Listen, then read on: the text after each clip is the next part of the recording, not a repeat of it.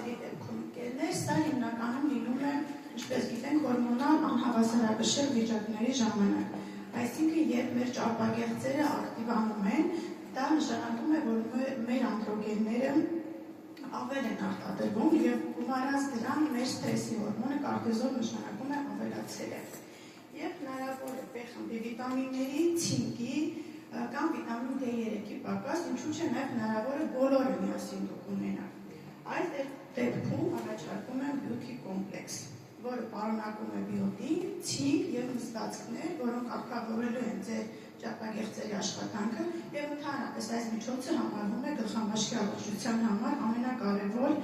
հավելումը։ Առաջարկում ենք լյարդի աջակցում, եթե վերը նշված ախտորոշումը զուգակցվում է նաև լեզվի դեղնությամբ։ Այս բարակայում նշանակում է, որ մեր կարևոր խնդիրը լյարդի ֆունկցիան վերականգնելն է, ապա նոր միայն անցնել արդեն գլխամաշկի բուն խնդրին։